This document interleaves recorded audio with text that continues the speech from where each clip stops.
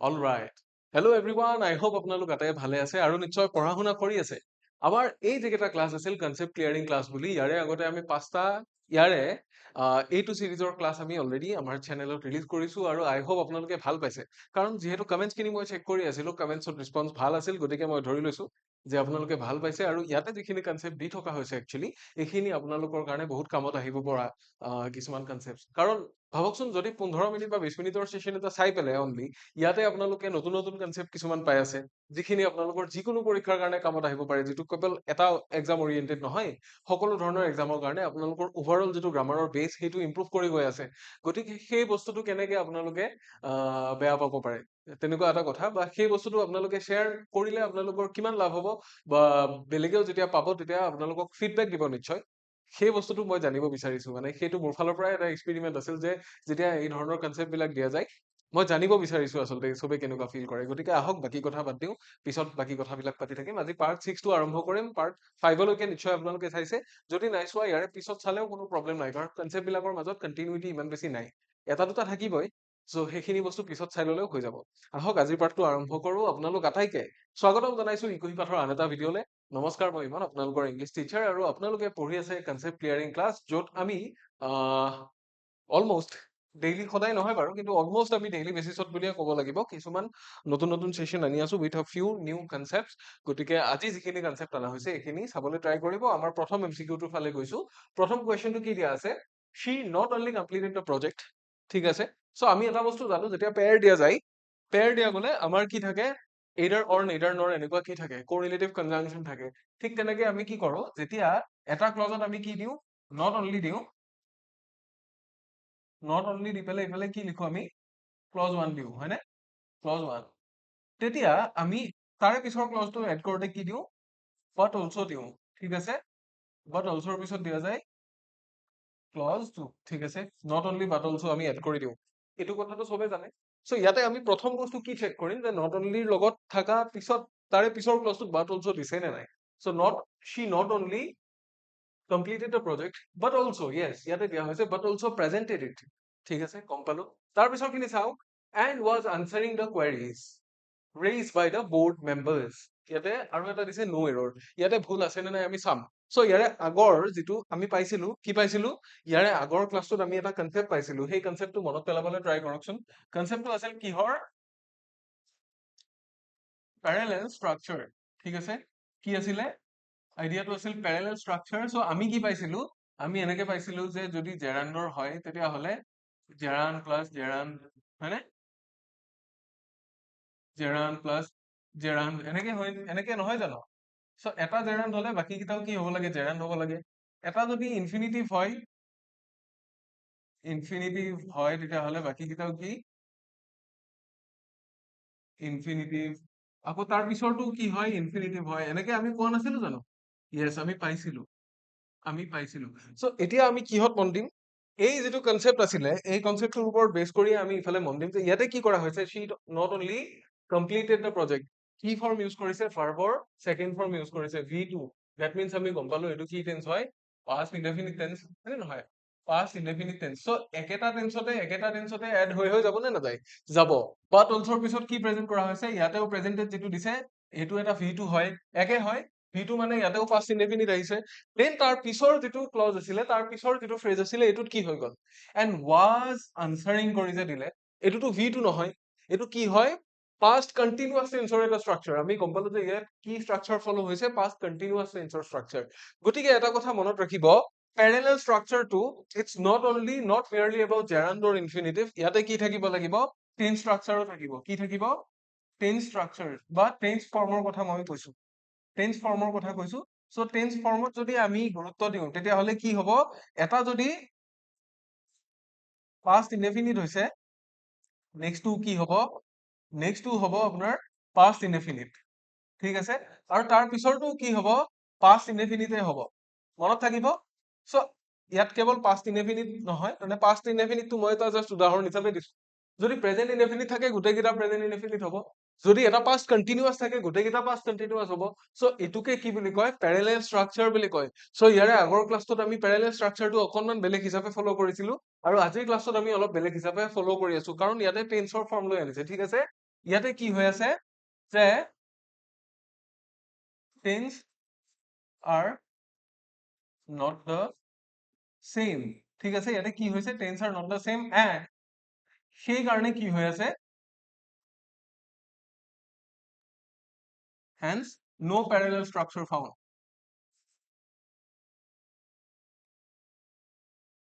ইয়াতে কি কৰা হোৱা নাই, আমি প্যাৰালাল স্ট্ৰাকচাৰ বিচাৰি পোৱা নাই। যদি প্যাৰালাল স্ট্ৰাকচাৰ বিচাৰিয়ে নাপাওঁ শুদ্ধ হ'ব? শুদ্ধ নহয়। সো কোনটো পাৰ্টৰ কাৰণে পোৱা নাই বিচাৰি, এই পাৰ্টটোৰ কাৰণে, কাৰণ ইয়াতে কি কৰা আছে, ইয়াতে কমপ্লিট এটা বেলেগ টেন্স এটা দিয়া আছে। কি টেন্স দিছে? পাষ্ট কন্টিনিউয়াস টেন্স দিয়া আছে। পাষ্ট কন্টিনিউয়াস টেন্স দিয়া থাকিলে কেনেকে আগৰ কেইটাৰ লগত মেচ কৰিব, নহয় জানো? সো পাৰ্ট ক'ত গণ্ডগোল আছে? পাৰ্ট সি টোত গণ্ডগোল আছে। আমি গম পালো যে পাৰ্ট সি টোত গণ্ডগোল আছে। ইয়াৰে আনসাৰটো হৈ যাব অপশন সি, ঠিক আছে। Option C will be the answer for question number 1। বুজি পালে? এইটো আছিল প্ৰথমটো কনসেপ্ট। তাৰ পিছৰটো ফালে যাম। তাৰ পিছৰ এমচিকিউটো চালে আমি নেক্সট কনসেপ্টটো বুজি পাম। ইয়াতে চাব, when Rahul met Arjun, he told him that his performance was disappointing. No error, ঠিক আছে। সো এটা কথা ইয়াতে মোক কওক, প্ৰনাউনৰ ক্ষেত্ৰত ইয়াতে কি হৈ আছে, আমি দুটা নাউন পাইছো হয় নে নহয়? ৰাহুল মেট অৰ্জুন। সো চেম জেন্ডাৰৰ নাউন ইয়াতে কি বুলি কম? আমি ৰাহুলৰ কথাও যদি ক'ব লাগে সেকেন্ড টাইম মেনশন কৰিলে আমি কি বুলি কম? অৰ্জুনৰ কথাও যদি আমি সেকেন্ড টাইম মেনশন কৰিব লাগে কি বুলিয়ে কম, হয় নে নহয়? কাৰণ দুজন ল'ৰা, দুজন মেইল, দুজন অলমোষ্ট সিমিলাৰ এজৰ, দুজনক আমি একে নিচিনাকে ইয়াতে ইন্ট্ৰডিউস কৰিছো, হল। সো এতিয়া কথাটো হল, হি টোল্ড হিম, ঠিক আছে। আমি এটা প্ৰনাউন ইয়াতে ইউজ কৰিছো, হি টোল্ড হিম, দুটা প্ৰনাউন, দ্যাট হিজ তিনটা প্ৰনাউন, পাৰফৰমেন্স ৱাজ ডিসএপয়েন্টিং। এতিয়া মোক এটা কথা কওক, যেহেতু ইয়াতে দুটা নাউন আছিল, কোনটো হিৰ জাগাত কোনটো হি হ'ব? He told him that his performance was disappointing. ইয়াৰে জাগাত আমি কি কৰিব পাৰিলোহেঁতেন? আমি পাৰিলোহেঁতেন যে when Rahul met Arjun, he told Arjun that, এনেকে দিলে আমি গম পালোহেঁতেন যে হিটো কি, হিটো ৰাহুলৰ পৰা হৈছে। বা when Rahul met Arjun, তেতিয়া আৰু কিবা কিবি কৰিব পাৰিলোহেঁতেন চেঞ্জ। ইয়াতে কি হৈ আছে, আমি হি হিম হিজ এনেকে যদি দিওঁ, এটা বাক্য চাওক, বাক্য এটা চাওক যে he said that he is the, sorry, is নহয়, was হ'ব, he was the person who had killed his wife. ইয়াতে কওক, এইটো চাই পেলাই ইয়াতে কেইটা প্ৰনাউন ইউজ হৈছে? এটা, দুটা, হয়নে? তিনটা। এই তিনটাৰ ক্ষেত্ৰত আপোনালোকে ক'ব পাৰিবনে যে এই তিনটা একেজন মানুহৰ কথাই কৈছে নে বেলেগৰ কথা কৈছে? একেজন মানুহৰ কথা যদি কোৱা হোৱা নাই, তেতিয়াহ'লে আমি ইয়াতে কনফিউজ হৈ গলো যে সেকেন্ড মানুহজন কোন হ'ব পাৰে। সেকেন্ড মানুহজনৰ কথা আমাক ইয়াতে মেনশনে কৰা নাই। সো উই হেভ গন থ্ৰু এন এম্বিগুইটি। এইটোক কি বুলি কয়? এই যিটো এম্বিগুইটি, এইটোক কি বুলি কয়? প্ৰনাউন এম্বিগুইটি বুলি কয়। কাৰণ প্ৰনাউন বিলাক যদি ঠিকে ইউজ কৰা নাযায় তেতিয়া কি হয়, আমাৰ মাজত এম্বিগুইটি আহে। আমি প্ৰব্লেমত পৰি যাওঁ যে কোনটো প্ৰনাউনে কোনটো নাউনক ৰিপ্ৰেজেন্ট কৰি আছে, ঠিক আছে। আমাৰতো কনফিউজন হৈ যায়। সো আমি ইয়াতে কি কৰিব লাগিছিল, হি টোল্ড হিম খিনিতে চেঞ্জটো কৰিব লাগিছিল যে when Rahul met Arjun, হিটো প্ৰথমবাৰ ইউজ কৰিব পাৰো, ঠিক আছে। কাৰণ প্ৰথম সাবজেক্টটো হৈছে ৰাহুল, ঠিক আছে। ৰাহুলৰ লগত ভাৰ্ব লগ লাগিয়ে অৰ্জুনটো ইয়াতে কি অবজেক্ট হয়। গতিকে প্ৰথম আমি ৰাহুলটোকে যদি সাবজেক্ট হিচাপে কৰিব পাৰো, হি টোল্ড ৰাহুল বা he told Arjun that his performance, তেতিয়াও আমি বুজি পালোহেঁতেন কাৰ কথা কৈছে, অৰ্জুনক তাৰ পাৰফৰমেন্সৰ কথা কৈছে। বাট ইয়াতে যিহেতু কি কৰা হোৱা নাই, ইয়াতেও এটা প্ৰনাউন এম্বিগুইটি ক্ৰিয়েট হৈছে। কি হৈছে? এটা প্ৰনাউন এম্বিগুইটি এটা ক্ৰিয়েট হৈ আছে। যদি প্ৰনাউনটো এম্বিগুয়াছ হৈ থাকে, কোনটো নাউনৰ কথা কৈছে আমি বুজিয়ে নাপাওঁ, তেতিয়াহ'লে আমি কি কৰিব পাৰিম? আমি ইয়াক ঠিক কৰিব পাৰিম জানো? নোৱাৰো। সো এই যিটো বি পাৰ্ট আছে, বি পাৰ্টটোত কি হৈ আছে, ইয়াতে গণ্ডগোল হৈ আছে। বি পাৰ্টটোত গণ্ডগোল হৈ আছে বিকজ অফ প্ৰনাউন এম্বিগুইটি, ঠিক আছে। আই হোপ এইখিনিলৈকে বুজিছে। এইটো আছিল আমাৰ ছেকেণ্ডটো কনচেপ্ট। ফাৰ্ষ্ট যাবলৈ ট্ৰাই কৰিম অকণমান। থাৰ্ড যিটো পাৰ্ট আছে, থাৰ্ড কুৱেশ্যনটো ফালে আহিছো। ইয়াতে কি দিয়া আছে, she hardly knew nothing about the new policy, ঠিক আছে, implemented by the management last month. All right, এতিয়া এটা বস্তু চাব আমাৰ, মই ইয়াতে এটা এক্সাম্পল লিখি দিব বিচাৰিছো যে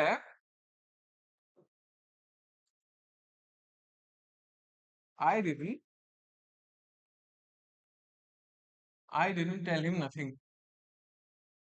এইটো বাক্যৰ কিবা উত্তৰ আছে নে কওকচোন এইটো বাক্যৰ কিবা উত্তৰ আছে বা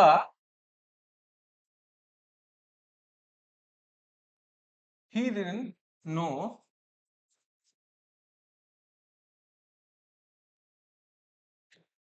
nothing about the project. এইটো বাক্যৰ কিবা মিনিং আছে নে কওক সো এই দুটা বাক্য যদি আমি ভালকে চাওঁ তেতিয়াহ'লে আমি গম পাম যে এইকেইটা বাক্যত গণ্ডগোলটো কি হৈ আছে I didn't tell আছে নহয় I didn't মানে নেগেটিভ আকৌ ইয়াতেও নাথিং ইউজ কৰিছে ঠিক আছে he didn't ইয়াতে বহি আছে তাৰপিছত আকৌ কি কৰিছে নাথিং ইউজ কৰিছে so these are the factors using কি ডাবল নেগেটিভ কি ইউজ কৰিছে ডাবল নেগেটিভছ সো ডাবল নেগেটিভ যদি ইউজ কৰে তেতিয়া শুদ্ধ হ'ব জানো ডাবল নেগেটিভ ইউজ কৰিলে শুদ্ধ নহয় ঠিক তেনেকে আমি ভইচ বা নেৰেশ্যনৰ ক্ষেত্ৰতো ভইচতো কি কৰিব নোৱাৰো আমি ডাবল পেছিভ ইউজ কৰিব নোৱাৰো ঠিক আছে হি ডিডন্ট নাথিং দুইটা এগেইন ইয়াতে কি হৈ আছে ইয়াতে আকৌ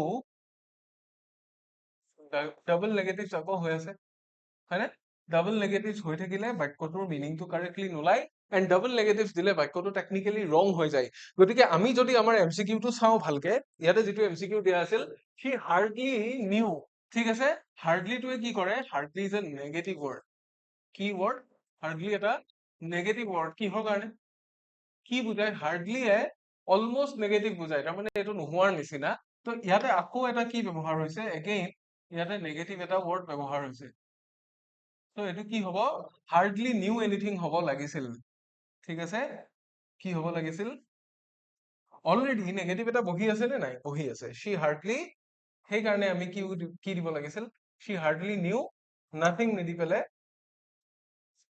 এনিথিং দিব লাগিব এনেকে যাব সো এইটোহে হ'ব আমাৰ শুদ্ধ উত্তৰ এনিথিং থাকিব লাগিব ইয়াতে ঠিক আছে সো প্ৰথম যিটো পাৰ্ট আছিল এ পাৰ্টটো ইয়াতে আছে গণ্ডগোল প্ৰথম পাৰ্টটোতে আমাৰ গণ্ডগোলটো লুকাই আছে কি হৈ আছে she hardly knew nothing হৈ আছিল she hardly knew anything কৰি দিলেই হৈ গ'ল ঠিক আছে এইখিনিলৈকে নিশ্চয় বুজিছে কোনো ইস্যু নাই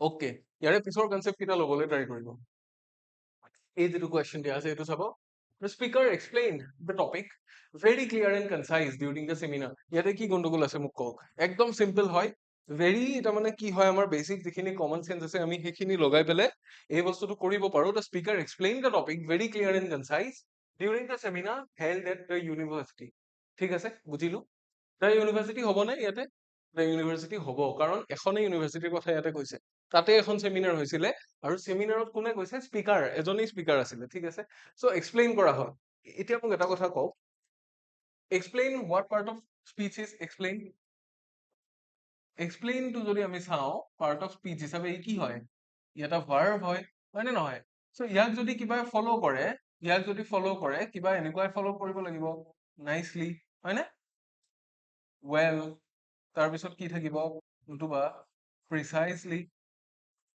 হয়নে নহয় এটসেট্ৰা এটসেট্ৰা থাকিব সো ই যদি ভাৰ্ব ইয়াক ফলো কিহে কৰিব লাগিব এডজেক্টিভছে কৰিব লাগিব সৰি এডভাৰ্বছে ফলো কৰিব লাগিব কিহে ফলো কৰিব লাগিব এডভাৰ্বছে ফলো কৰিব লাগিব সো ইয়াতে এক্সপ্লেইনটো হৈ আছে ভাৰ্ব আমাৰ আগৰ এমচিকিউটোলে যদি আমি এতিয়া যাওঁ তেতিয়া আমি গম পাম যে ইয়াতে কি হৈ আছে এক্সপ্লেইন এটোটো ভাৰ্ব ইউজ হৈ আছে এটো কি এটো হৈছে আমাৰ ভাৰ্ব সো আমাক এই ভাৰ্বটোক মডিফাই কৰিবৰ কাৰণে কি লাগিব এতিয়া ভাৰ্বটোক মডিফাই কৰিবৰ কাৰণে আমাক এনেকুৱা কিছুমান ৱৰ্ড লাগিব যিবোৰ কি এডভাৰ্ব হয় এডভাৰ্ব লাগিব আমাক so very clear and concise বুলি আমি ক'ব নোৱাৰো আমাক কি লাগিব ভেৰি ক্লিয়াৰৰ জাগাত আমাক লাগিব ক্লিয়াৰলি এণ্ড কনসাইজৰ জাগাত আমাক সেইটোৱে লাগিব কি লাগিব কনসাইজলি কি লাগিব কনসাইজলি বুজি পালে The speaker explained the topic very clearly and concisely হ'ব লাগিছিল clear and concise বুলি ক'লে কি নহ'ব clear to কি clear to adjective concise বুলি ক'লেও adjective so যিকোনো এটা নাউনৰ কথা কোৱাৰ নিচিনা হ'ব আমিতো এটা verb এটা modify কৰি আছো ন কাৰণ explain টো হৈছে verb গতিকে সেই হিচাপে কি লাগিব আমাক part b টোত কি লাগিছিল adverbs লাগিছিল so ইয়াতে গণ্ডগোলটো হৈছে part b টোত কি হৈ আছে ভুল এটা হৈ আছে adverbsৰ জাগাত adjective বহুৱাই থৈ দিয়া আছে ঠিক আছে বুজি পালে সো ইয়াতে নিশ্চয় আৰু খেলি মেলি নহয় আমি নেক্সট কুৱেশ্যনটো ফালে যাম নেক্সট কুৱেশ্যনটো কি দিছে if she would have informed earlier we could have made the necessary arrangements for the event আৰু no error ঠিক আছে আমি এটা বস্তু জানো যে কি এই যে কোৱা হয় could have হয় নহয় would have should have এইবোৰ কি হয় এইবোৰ সব হৈ গৈছে তাৰমানে অলৰেডি হৈ গৈছে অলৰেডি হৈ যোৱা ঘটনা অলৰেডি হৈ যোৱা ঘটনা এইবোৰ সো অলৰেডি হৈ যোৱা ঘটনাৰ কাৰণে আমি কি কৰি আছো যে এইটো হ'ব পাৰিলেহেঁতেন সেইটো হ'ব পাৰিলেহেঁতেন এইটো হ'ব লাগিছিল আমি তেনেকে কৈ থাকো নহয় জানো সো আমি যেতিয়াই could have would have should have দেখিম তেতিয়াই আমি গম পাম যে এই বস্তুটো কমপ্লিট হৈ গ'ল কিন্তু ভাবা ধৰণে নহ'ল ই অলপ এনেকে হ'ব লাগিছিল বা এনেকে হ'ব পাৰিলেহেঁতেন বুলি কোনোবাই নহয় কোনোবাই এক্সপেক্ট কৰি আছে ৰাইট ৰাইট সো এই বস্তুটো কি হৈছে অলৰেডি হৈ গৈছে ঠিক আছে আমি উই কুড হেভ মেড অলৰেডি গম পাইছো যে এৰেঞ্জমেন্টৰ কথা যে কৈছে নেচেচেৰী এৰেঞ্জমেন্ট খিনি কৰিলোহেঁতেন বা কৰি থব পাৰিলোহেঁতেন ডেট মিনছ আমি গম পাই আছো যে এই যিখিনি এৰেঞ্জমেন্ট এইখিনি সময়ত কৰা নহল তাৰমানে এৰেঞ্জমেন্ট যিটো টাইমত কৰিবলগীয়া আছিল সেই টাইমটো কি হৈ গ'ল হাতৰ পৰা ওলাই গ'ল অলৰেডি চ' এৰেঞ্জমেন্টটো কেতিয়া কৰিলোহেঁতেন আগতেই কৰিলোহেঁতেন যদিহে কি হলোহেঁতেন যদি তাই ইনফৰমেশ্যনটো দিলেহেঁতেন ইনফৰমেশ্যন খিনি যদি তাই আগতে দিলেহেঁতেন চ' ইনফৰমেশ্যন দিয়া কামটো আৰু কিমান আগত হ'ব চ' আমি এৰেঞ্জমেন্ট কৰা কামটো কি পাষ্টত হোৱা বুজাই আছে চ' ইনফৰমেশ্যন দিয়া যিটো ডিউটি সেইটো আৰু আগত হ'ব লাগিব চ' যিটো বস্তু পাষ্টতে হৈ আছে কিন্তু বেছি আগত হৈ আছে তেতিয়া আমি কি কৰো পাষ্ট পাৰফেক্ট টেন্স ইউজ কৰো নহয় জানো পাষ্ট পাৰফেক্ট টেন্স ইউজ কৰো তেতিয়াহ'লে she would have informed দিয়াতকে আমি কি দিম she had informed দিম ঠিক আছে তাৰমানে ইয়াতে ইন চিম্পল মই আপোনালোকক বস্তুটো চিম্পল কে বুজাই দিব বিচাৰিছো তাৰমানে টু ইনসিডেন্টস ঠিক আছে দুটা ইনসিডেন্টস আছে both in past দুইটা কি হৈছে পাষ্টত হৈছে both in past তাৰ পিছত হৈছে one is happening prior to the next প্ৰথমটোতকে আগতে হৈছে তেতিয়া এই যেটো হৈছে prior to the next ইয়াক আমি কি টেন্সত লিখো ইয়াক আমি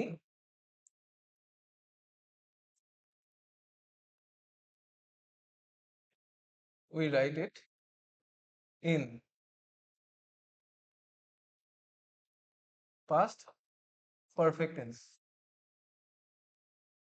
কিহত লিখো past perfect tenseত লিখো আৰু সেই কাৰণে would have informed জাগাত had informed হ'ব লাগিছিলে if she had informed earlier we could have made the necessary arrangements for the event এনেকে আমি লিখিলো হেতেন সো এই প্ৰথম যেটো পাৰ্ট আছে এটো ইয়াতে গণ্ডগোলটো আছে কোনটো পাৰ্টত আছে গণ্ডগোল এই পাৰ্টটোতে আছে I hope you guys don't get confused confused হ'বলগীয়া একো নাই ইয়াৰে পিছৰ কোৱেশ্চনটো ফালে আমি যাম ঠিক আছে ইয়াৰে পিছৰ ইয়াতে একো লিখাই নহ'ল এইটো পেজ খালিয়ে থাকিলে ইয়াৰ পিছৰ কোৱেশ্চনটো ফালে যাম অলৰাইট চাব এতিয়া walking down the streets of beautiful murals caught my attention mural মানে কি হয় mural মানে kinds of wall painting দেই এইটো কি হয় wall painting বুলি আমি ক'ব পাৰো wallত অকা চিত্ৰ wall painting বা wall art কি বুলি ক'ব পাৰো আমি wall art এনেকে ক'ব পাৰো ঠিক আছে so walking down the street ইয়াতে এটা dangling modifier ৰ question দিয়া হৈছে এইটো কেনেকুৱা question এইটো this question belongs to the category which is called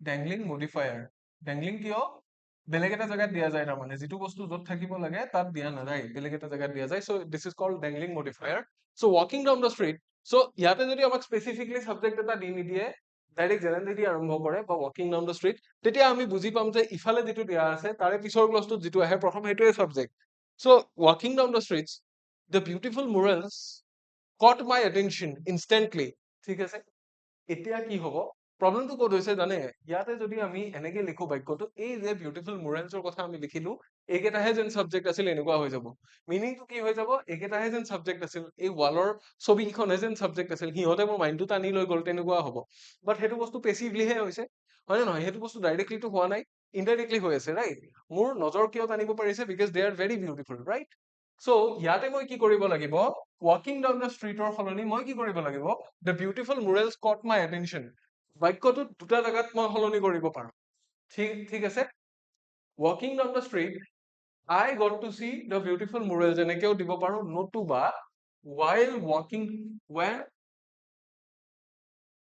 এনেকে লিখিব লাগিব, when I was কি walking down the street, এনেকে লিখিব লাগিব, the beautiful murals caught my attention. Yes, they can catch my attention only when I walk through the street, not the murals. ঠিক আছে, here I am being addressed as a subject, so I have to be the one who's walking down and who's getting all the attention, getting sorry, whose attention the murals have been getting. ঠিক আছে, গতিকে মই সেইজন মানুহ হ'ব লাগিব, otherwise ইয়াৰে অৰ্থটো এনেকুৱা হ'ব, এই বিউটিফুল মুৰেলছ খিনিয়ে সাবজেক্ট হয়, সিহঁতে তললে নামি গৈ আছিল, এনেকুৱা হ'ব। সো আমাৰ পাৰ্ট এটোতে কি কৰা আছে, গণ্ডগোল কৰি দিয়া আছে, পাৰ্ট এটোতে এটা গণ্ডগোল কৰা আছে। আমি যদি তাৰে জায়গাত এখিনি এড কৰি দিওঁ, when I was walking down the street, then the sentence would have been correct। ঠিক আছে, সো ইয়াৰে কনসেপ্টটো সেইটোৱে। সো এই দুটা পেজত আপোনালোকৰ একো দৰকাৰ নাই, এইখিনি বেলেগকে আৰু এক্সট্ৰাকে লিখি দিয়া নাই। সো এতিয়া আছে আপোনালোক আটাইৰে কাৰণে এটা স্পেচিয়েল এনাউন্সমেন্ট। সো আপোনালোক যদিহে আমাৰ পেইড কোৰ্স বিলাকৰ কাৰণে ইন্টাৰেষ্টেড হয়, আপোনালোকৰ কাৰণে এটা very exciting batch recently launch কৰা হৈছে, যিটো ক্লাছ পাতি আমি আৰম্ভ কৰিছো, যিটো হ'ল ADRE 3.0 ফাউণ্ডেশ্যন বেটচ। আৰু এই বেটচটোৰ বিশেষত্ব কি জানেনে, এই বেটচটোত বাকি গোটেইখিনি ফিচাৰ্ছটো আছেই, মই ইমান ডিটেইলত ক'বলৈ নাযাওঁ, অসমীয়া ইংৰাজী দুইটা মাধ্যমত আছে, অফলাইন অনলাইন দুইটা বেটচত আছে, live and recorded classes, current affairs PDF ঢেৰ পৰি আছে, এটা ফুল লেংথ মক টেষ্ট, কি আছে মই এইবিলাক ক'বলৈ নাযাওঁহে। ইয়াৰে বিশেষ বস্তুটো কি জানে, এই বেটচটোৰ কাৰণে পঢ়োতে আপোনালোকৰ বাকি যিকোনো কম্পিটিটিভ এক্সাম ক্লিয়াৰ হৈ যাব। মই APSC UPSCৰ কথা ক'বলৈ বিচৰা নাই, কিন্তু গ্ৰেড 3-4 লেভেলৰ যিমান এক্সাম আছে নহয়, এইটো বেটচ ল'লে আপোনালোকৰ কি হৈ যাব, সেই গোটেইখিনি এক্সাম ক্ৰাক হৈ যোৱাৰ পচিবিলিটিজ কিমান বাঢ়িব, অলমোষ্ট বাই 90% বাঢ়ি যাব। গতিকে আই হোপ আপোনালোকে কোৰ্সটোৰ সেই গুৰুত্বটো বুজিব, বা কোৰ্সটো আপোনালোকে ট্ৰাই কৰি চাব পাৰে দেই। প্ৰথম আপোনালোকে চাই আমাৰ এনে ডেমো ভিডিঅ চাব পাৰে, তাৰপিছত মন গ'লে ল'ব, মন নগ'লে কথা নাই। সো যদিহে যিকোনো কোৰ্স লোৱাৰ কথা ভাবিছে, তেতিয়াহ'লে মোৰ যিখিনি ষ্টুডেণ্ট আছে বিশেষকে, মই আটাইকে ক'ব বিচাৰো, আপোনালোক যিখিনিয়ে মোৰ ক্লাছেছ চাই পেলাই কোৰ্স ল'বৰ কাৰণে ভাবে, যিকোনো পেইড কোৰ্সত আপোনালোকক ইনষ্টেণ্ট ডিছকাউণ্ট দিব পৰা এটা কোড হৈছে মোৰ যিটো কুপন কোড আছে, সেই কুপন কোডটো যিটো ইয়াতে মই লিখি দিছো, IK10। কি কুপন কোড, IK10, I মানে ইমন, K মানে কল্যাণ, ইয়াতেও লিখি দিয়া আছে। এই কোডটো ইউজ কৰি আপোনালোকে not only in ADRE 3.0, any kind of paid কোৰ্সত আপোনালোকে not up to 10%, but flat 10% discount আপোনালোকে will be able to get. So এই অফাৰটো আপোনালোকে আই হোপ মিছ নকৰিব। ধুনীয়াকে সেশনটো শেষলৈকে চোৱাৰ বাবে ধন্যবাদ জনাইছো। আজিলৈ ইমানতে এৰিম, ইয়াৰে পিছত আমাৰ পাৰ্ট 7, 8 আৰু আহি থাকিব। সো সেই গোটেই ভিডিঅ' বিলাক চাই থাকিব আপোনালোকে, আৰু যদিহে ভাল লাগিল কাইণ্ডলি শ্বেয়াৰ কৰি দিব, আৰু যদি প্ৰথমবাৰৰ কাৰণে আমাৰ ভিডিঅ' চাইছে ডেফিনেটলি ছাবস্ক্ৰাইব বাটনটো দবাব পাৰে, কাৰণ আপোনালোকে গম পাইছে ইতিমধ্যে কেনেকুৱা ধৰণৰ কোৱালিটি ক্লাছেছ বিলাক আহি থাকে আমাৰ। গতিকে আহি থকা গোটেই ভিডিঅ'জ বিলাকৰ কাৰণে ছাবস্ক্ৰাইব কৰি ল'ব চেনেলটো, আৰু যদি ভিডিঅ'টো ভাল লাগে কাইণ্ডলি শ্বেয়াৰ কৰিব, আৰু আমাক কমেণ্ট বক্সত জনাবলৈ নাপাহৰিব কেনেকুৱা লাগিল। আজিলৈ ইমানেই, ইয়াৰে পিছৰ ক্লাছত পুনৰ লগ পাম। Until next time, take care.